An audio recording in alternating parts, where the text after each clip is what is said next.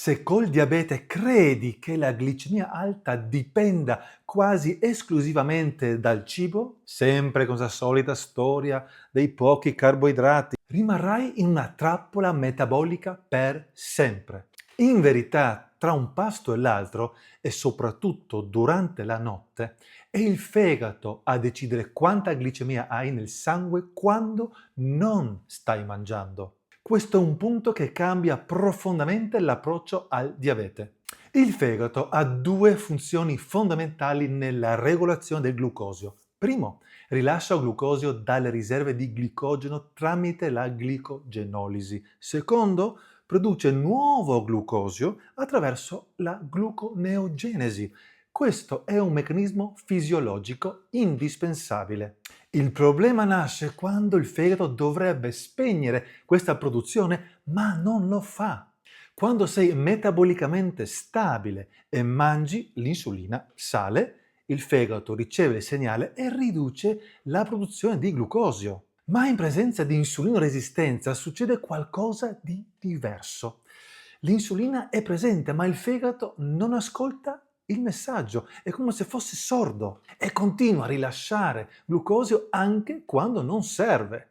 Ed è qui che molte persone vedono glicemia al mattino, valori che salgono senza motivo, fame notturna, risvegli tra l'una e le 4.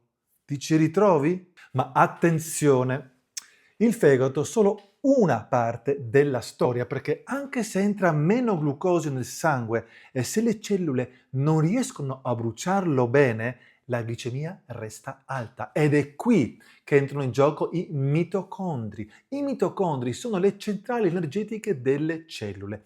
E sai quante ne abbiamo? Ogni cellula contiene da centinaia a migliaia di mitocondri, quindi puoi immaginare quanto incidono sul metabolismo del glucosio, perché sono loro che devono trasformare il glucosio in energia. Quindi che succede? Se i mitocondri sono stanchi o inefficienti, il glucosio resta fuori dalle cellule. E il pancreas, di conseguenza, è costretto a produrre sempre più insulina per forzare l'ingresso, quando in realtà dovremmo potenziare naturalmente la funzione mitocondriale. Ecco perché il problema non è solo quanto zucchero entra nel sangue, ma quanto bene il corpo riesce a usarlo. E qui arriviamo a un altro livello ancora più profondo. Il fegato non risponde solo all'insulina, risponde moltissimo anche al sistema nervoso autonomo.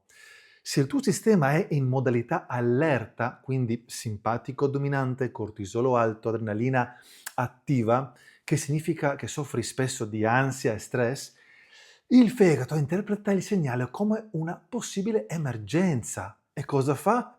Produce glucosio per sicurezza, anche quando non serve. È un meccanismo di sopravvivenza e questo spiega perché persone che mangiano bene possono avere comunque glicemia alta o perché anche a digiuno la glicemia resta alta. Non è tanto il carboidrato, è il sistema simpatico iperattivato. Ma c'è un altro pezzo ancora che molti ignorano, ovvero il ritmo circadiano. Al mattino presto il cortisolo sale fisiologicamente per svegliarti e darti energia. Questo segnale dice al fegato di rilasciare glucosio. Se però il sistema è già in stress cronico, o dormi male, o ceni tardi, o sei sempre in iperattivazione, quel picco mattutino diventa eccessivo. Ed ecco la classica glicemia alta a risveglio.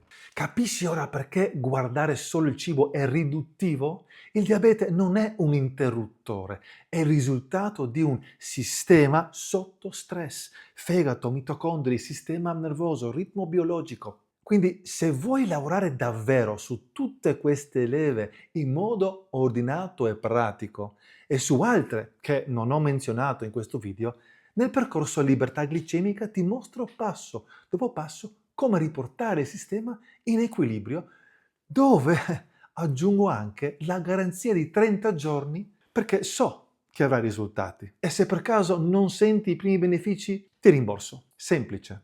Nota di trasparenza. Col diabete tipo 2 è possibile gradualmente e con l'assistenza del tuo medico ad eliminare i farmaci, mentre per il diabete tipo 1 Al momento è solo possibile ridurre l'uso dell'insulina.